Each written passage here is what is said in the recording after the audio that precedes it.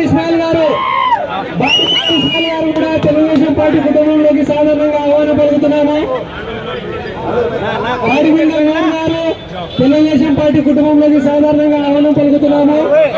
Body builder Madduri గారు కూడా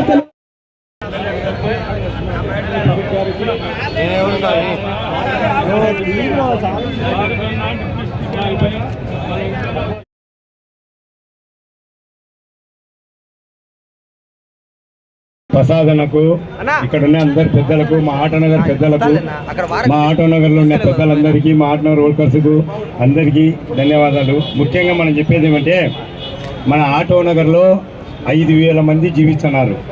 5,000 మంది ఓట్లు వచ్చేసి మావి 30,000 ఓట్లు ఈజీగా ఉన్నాయి. 30,000 ఓట్లు ఒక్కసారి వన్ సైడ్ అయిపోతే ఇంకా పెద్ద మనిషికి సునామీగా మాట్లాడకూడదు. వేల మ్యాచ్లు రావాలా, 25,000 దాటిపోవాలా, 25,000 దాటుతుంది.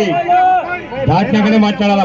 మనము ఇక్కడ చెప్పడం అనేది కాదు, ప్రతి ఒక్కరం ఈ 10 రోజులు కష్టపడితే పెద్ద మంచి మనము ఆయన ఇంట్లో కూర్చుంటే మనం పనులు చేసుకుందాం.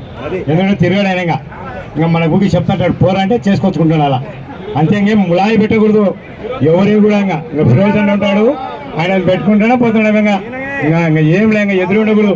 మాకేమంటే మాకు ఆటోనగర్కు అన్ని విధాల పెద్ద ఆయన డెవలప్మెంట్ చేస్తాడు, ఆ నమ్మకం మాకుంది. కాబట్టి మా పెద్ద ఆయన చంద్రబాబు నాయుడు గారు మన ఆటోనగర్ అంటేనే ఆయన ఒక ఎమ్మెల్యేకు ఉన్నంత గుర్తింపు మన ఆటోనగర్ అంటే ఆయనకు, చంద్రబాబు నాయుడు గారికి. ఆయన రుణం మనం తీర్చుకోవాలంటే ఈ టిప్పు పారుకన్నకు భారీ మేటకు మనం గెలిపించి ఆయన మనం కానుకగా ఇవ్వాలా. అప్పుడే మనం ఆటోనగర్ రుణం తీసినట్టు.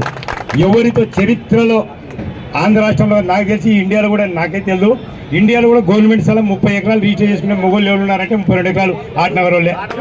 ఎవ్వరు చేసుకోవాలంటే వరకు అది కూడా చేసింది తెలుగుదేశం. 388 జీవో తీసి ఓకే అందరు అంటుంటారు, నేను చేసినట్టే మామూలు ఏంటంటే అలా. ఎందుకంటే ఇంకా పబ్బం గడకాల, మనం ల్యాండ్ లోపల తెమ్ముతారు. కాబట్టి జరుపుకున్నాము. అది 32 ఎకరాలు జీవో తీసి చంద్రబాబు నాయుడు అంత ఇంట్రెస్ట్గా మనకు చేసినాడంటే ఆయన రుణం మనం ఈ జన్మకు వచ్చే జన్మలో తీర్చుకోలేం. తండ్రి ఆచి ఇవ్వకున్నాడు, మనకు చంద్రబాబు నాయుడు లక్షల కోట్లు ఆచి ఇచ్చినాడు ఈరోజు. కానీ మనము ఆయన రుణం తీసుకుంటే భారీ మేటిగా ఇచ్చి గెలిపించాలని జాటిపోతుంది, చూసి సునామీ వస్తుంది. మావేనే 30,000 ఓట్లు కరెక్ట్గా మేము నిజాయితీగా చేసినామంటే సినిమాలు అట్టనే.